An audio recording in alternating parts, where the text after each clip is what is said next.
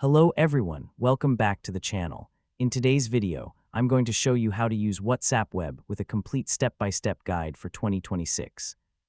If you want to access your WhatsApp chats on your computer, send messages faster using your keyboard, share files, or manage conversations while working, then this tutorial is for you. Make sure to watch until the end so you don't miss any important tips. Now, let's get started. The first step is to open your favorite web browser, such as Chrome, Edge, Firefox, or any other browser.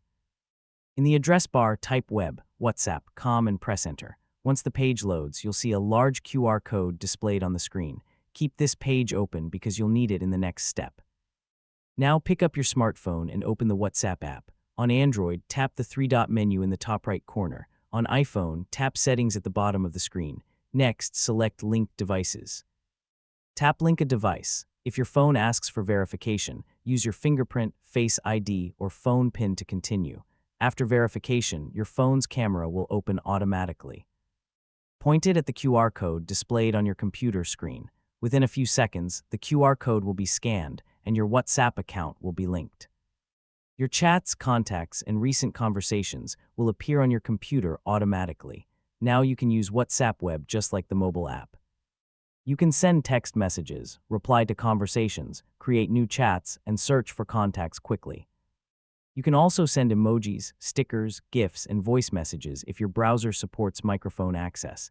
If you want to send a file, simply open a chat and click the attachment icon. From there, you can upload photos, videos, documents, or other files directly from your computer. This is especially useful if you're working on documents or need to transfer files without using your phone. You can also download photos, videos, and documents received in your chats. Just open the file and click the download option to save it to your computer. Another useful feature is the search function. If you're looking for an old conversation, contact, or message, use the search bar at the top of the page.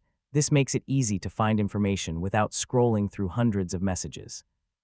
If you receive a new message while using WhatsApp Web, you'll see desktop notifications, as long as you've allowed notification permissions in your browser. This helps you stay updated without constantly checking your phone. Remember that your phone still needs to be linked to your WhatsApp account. If you log out or remove the linked device, you'll need to scan the QR code again to reconnect. When you're finished using WhatsApp Web, it's a good idea to log out, especially if you're using a shared or public computer. Click the menu inside WhatsApp Web and choose Log Out. You can also open linked devices on your phone and remove the connected computer remotely for extra security.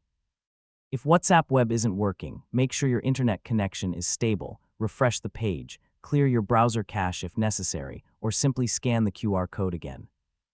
Keeping your browser and WhatsApp app updated can also help prevent connection problems.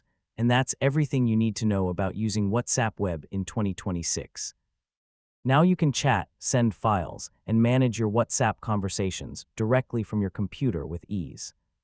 If you found this tutorial helpful, don't forget to like this video, subscribe to the channel, and turn on the notification bell so you never miss our latest tech tutorials.